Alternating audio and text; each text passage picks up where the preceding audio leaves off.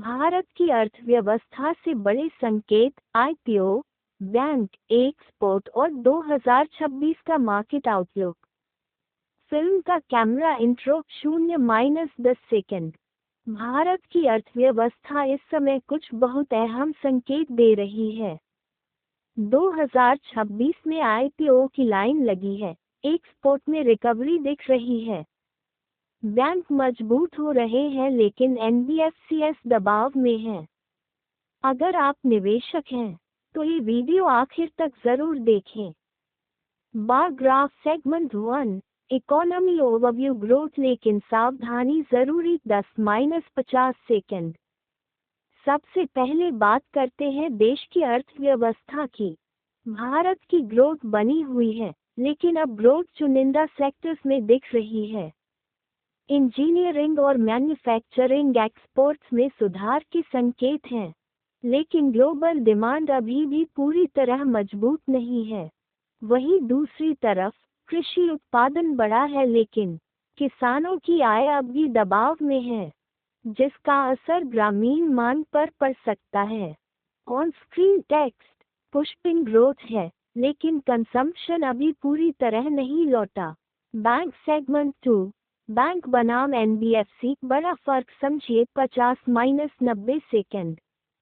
अब आते हैं फाइनेंशियल सेक्टर पर, जहां दो बिल्कुल अलग कहानियां चल रही हैं।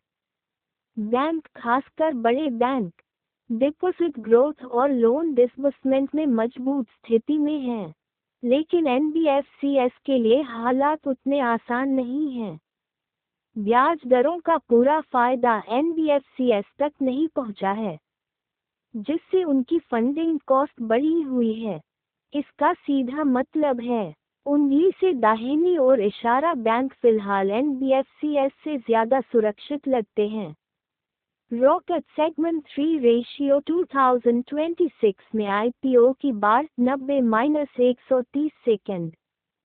फाइनेंशियल एक्सप्रेस की रिपोर्ट के अनुसार कई फिनटेक और नई टेक कंपनियां 2026 में आईपीओ लाने की तैयारी में हैं, लेकिन इस बार 2021 जैसा आईपीओ बूम नहीं होगा।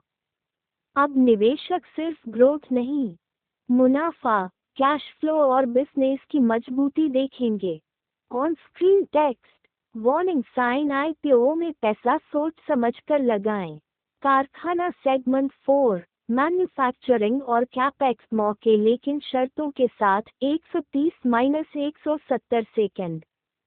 भारत सरकार मैन्युफैक्चरिंग और कैपेक्स पर जोर दे रही है, चाहे वो इलेक्ट्रॉनिक्स हो, पावर सेक्टर हो या ग्रीन एनर्जी।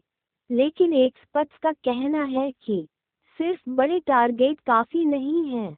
80 फर्क पड़ेगा एग्जीक्यूशन, इनोवेशन और प्राइवेट कंपनियों की भागीदारी से।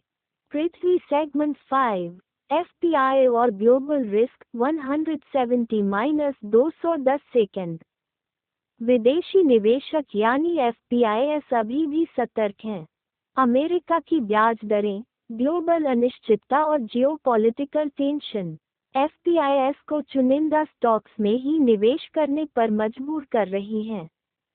इसका मतलब साफ है, उंगली से दाहिनी ओर इशारा, कमजोर कंपनियों से पैसा निकल सकता है।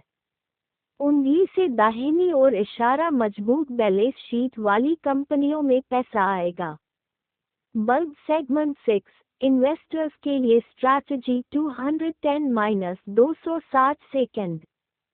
तो निवेशकों को अब क्या करना चाहिए?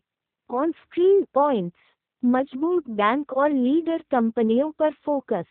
एनबीएफसीएस में चयन बहुत जरूरी। एक्सपोर्ट फोकस्ड कंपनियों पर नजर। आईपीओ में जल्दबाजी से बचें। वोलेटिलिटी के लिए कैश रखें। ये मार्केट धैर्य और डिसिप्लिन वालों को ही रिवॉर्ड देगा। बुलिश आई आउटरो 260-300 सेकंड। आज की फाइनेंशियल एक्सप्रेस की खबरों से एक बात साफ है, भारत की ग्रोथ स्टोरी मजबूत है, लेकिन इजी मनी का दौर खत्म हो चुका है। अगर आपको ऐसे डेली मार्केट ब्रेकडाउन पसंद आते हैं तो वीडियो को लाइक करें, चैनल को सब्सक्राइब करें और कमेंट में लिखें मार्केट अपवर्ड ट्रेंड। मिलते हैं अगले वीडियो में। Happy investing.